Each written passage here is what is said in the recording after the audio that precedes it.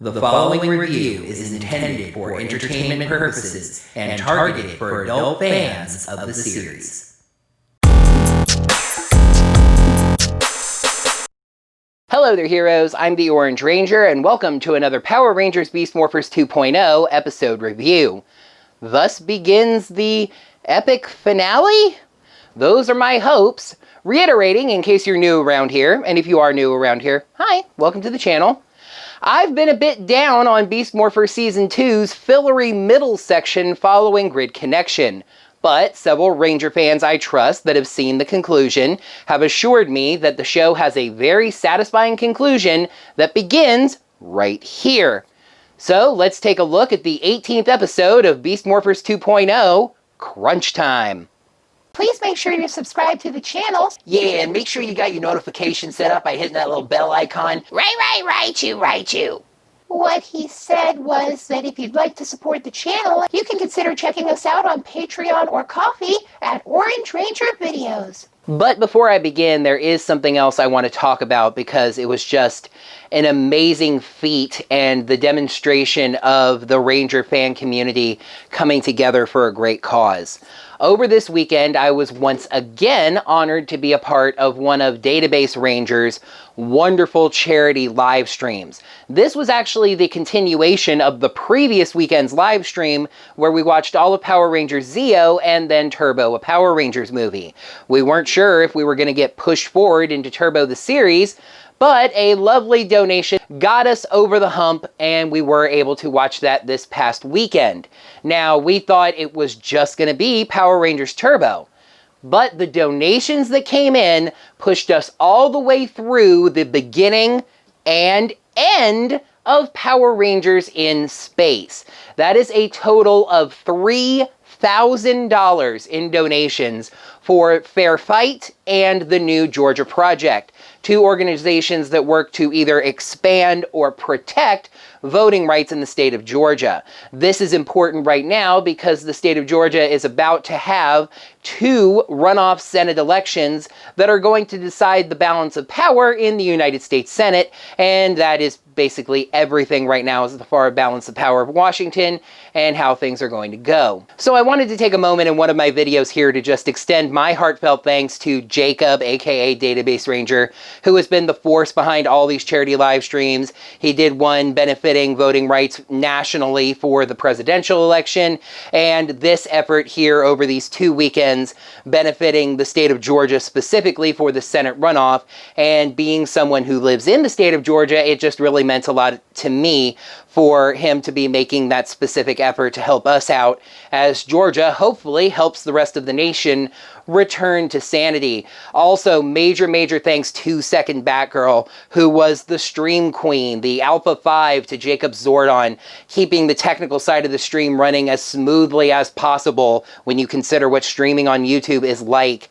There were very few interruptions and she kept that all running very smoothly. Some other thanks off the top of my head, Scott Sandler, he was on the stream basically the entire time.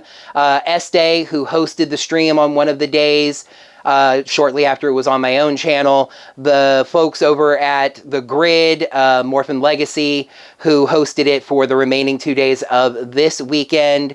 Just anybody who donated, all the wonderful people that were in the chat just supporting us and having us keep going. I had a wonderful time. I made some wonderful new friends, and it was just wonderful to be a part of something like this. So thank you to everyone who was involved. I will also encourage you, especially if you live in the state of Georgia, to do so directly, but if you have friends or family that live in the state of Georgia, just make sure anyone you know, yourself or others, that lives in the state of Georgia is properly registered in time for the Senate runoff election and participates in this election. I'm not going to tell you how to vote. That's not my place. I obviously have opinions. If you look on my Twitter, you'll probably see most of them, but just what I will say is get out and vote and be a part of this. Senate runoff elections are going to have lower participation than a presidential election or even a main Senate election. But again, this is going to decide the balance of power in the United States Senate, and that makes so much more possible or impossible. So however you feel about the direction of the country right now, just make sure that anyone you know in the state of Georgia goes out and votes in this Senate runoff election. Moving right along. In the Riptide Gym, we got something that I thought was really going to be a nice and actually satisfying scene. Ben and Betty teaching a rock climbing course. Ben even executes his wall dismount perfectly. But then his hook gets stuck and he can't get it undone. The ensuing pratfall is actually interrupted by Blaze, who the two are surprised to see. He calls the two over to a table where the other Rangers are sitting and shows them a Roomba that he found. No, apparently this is one of Giant Robo-Roxy's memory drives. Grid Battle Force has a crew that cleans up the city after Zord fights, but apparently they missed this little piece of technology. It may still have some of Robo-Roxy's memories on it, so of course Betty snatches the thing and starts poking at it, and then drops it and it rolls away. The two run after it and their rope knocks over a bunch of people and just forget that whole nice and satisfying thing I was saying. Blaze was supposed to be headed to a karate tournament in Japan, but says that bringing them this was more important than attending the tournament. They realize if the cleanup crew missed this piece, there could be other pieces that they missed. So Nate says he'll take the drive back to the lab while the others search the city for more robot parts. Blaze stays in the gym, shooting a look behind them that I took as equal possibilities of wishing that he could still be a part of all that, and being Robo-Blaze in disguise, and this all being a trap. In the lab, Nate decodes the first memory that he's able to recover from Robo-Roxy's memory drive. It's the scene where Evox asks Scrozzle about the progress on his new powerful Giga drone, as seen from Roxy's perspective. The Rangers have learned Evox's plan, and just as they do, Commander Shaw calls to report a new Robotron in town. Devon tells Nate and Steele to stay and work on the memory drive, saying he'll take care of the Robotron with Robbie and Zoe. Those two show up first, I guess they were closer to the battle scene, and take on the Tronics, as well as a new Railtron. That's interesting. They handle the Tronics pretty easily, of course, but then Railtron starts blasting them around. Then Blaze shows up. It is interesting to see Blaze get a fight scene, handling the Tronics pretty easily, but then he takes one of the Tronics' blade weapons directly to his forearm. Now, I'm no expert on this or indeed anything. I just kind of feel like a Tronics blade taken directly to the forearm would take the arm of an unmorphed human clean off. Of course, we saw Zoe get shot twice in the chest last week and she was unmorphed and she was just fine, so what do I know?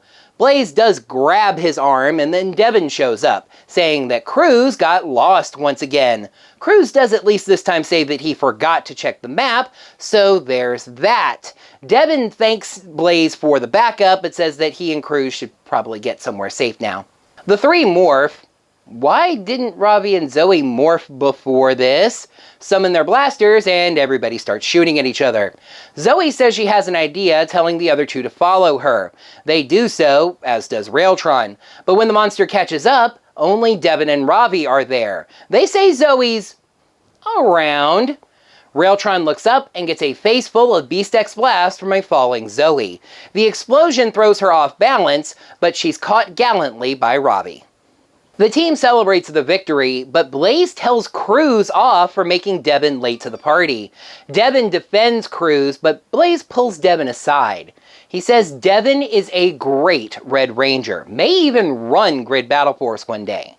But when he was training to be the Red Ranger, he learned that sometimes you have to be tough with your team.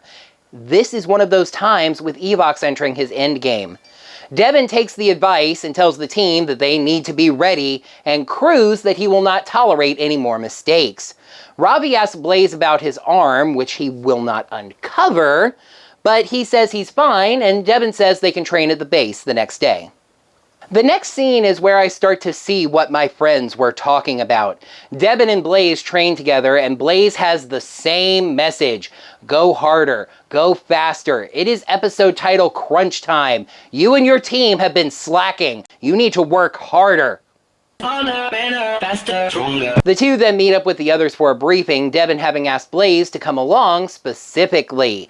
Unfortunately, because of Betty jabbing and dropping Robo-Roxy's memory, that one memory is all they were able to recover from it. Okay, they don't actually say this, but that doesn't mean it isn't true. So, all they know is that Evox is planning to attack Coral Harbor with a giant Giga drone that he is going to pilot. Nate tells the others about a plan in a folder that we don't actually get to hear any of the details of, just that it's going to take a lot of MorphX, but will keep the town well defended. Blaze doesn't like that plan though, saying it's time for them to get bold. They can lure the Giga drone into one of the Zord hangars, the Special Ops hangar, for example, trapping it inside and fighting it in close quarters. Then, when Evox tries to escape the Giga drone, they can use the mega transporters to transport him into a secure holding cell. Crew speaks up and says that this plan is not only incredibly dangerous in general, but very, very risky for the Beast Bots, piloting the Zords in extremely enclosed quarters without a lot of room to move around and take damage. Blaze dismisses Crew's concerns like a jerk, and even Commander Shaw tells him to knock it off already. Blaze appeals to Devon, who is forced to agree it's time to get bold. He chooses Blaze's plan, which makes Crew so sad that he leaves the room. The other Rangers tell Blaze off, and it almost comes to blows, but Shaw tells them to knock it all off and start working on Evox's cell. The next scene is kind of a step back though, although I'm not sure it's one that the episode could avoid considering its target audience. We check in on Evox and Scrozzle in the Nameless Dimension. Huh, it's weird that Robo-Blaze isn't around. Scrozzle learns that Railtron was destroyed. Huh, it's weird that Robo-Blaze didn't tell him that. Evox isn't concerned, saying that his real plan is working. Huh, that's strange. And asks again about his Giga drone. Scrozzle says the Omega drone is now ready. Evox drops a very interesting hint to some future plot, saying that that means he won't have to keep his secrets for much longer. Even Scrozzle doesn't know what he's talking about, and Evox says that he has a very dark past. Suspense. Nate has built a force field cell to house Evox. Ben and Betty are there, Nate leaves the room, and the only acknowledgement of the rest of the scene that I'm going to give is to ask the question of why Ben and Betty are able to summon Beast X blasters. Excuse me, the f did you just say? After the two mercifully leave, Devon runs in and says Evox's Giga drone has been detected. The Rangers morph and run to their Zords, leaving Blaze alone in the force field room. The Rangers form their two Megazords, and the Omega drone teleports in, a black and white gun-themed Giga drone. The Rangers start fighting the giant robot, not really having any luck in terms of actually damaging it, but they do manage to get it into position to open the hangar bay doors and getting it to fall inside, and they attack. Evox starts wrecking up the hangar as they try to keep it pinned.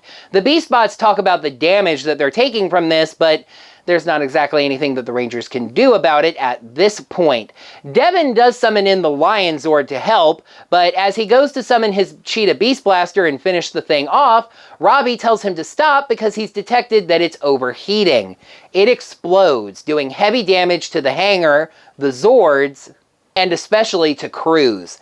As the other Rangers look for Evox, Devon realizes that Cruz has been critically damaged. Some workers come to take Cruz for repairs, as Devon says this was all his fault.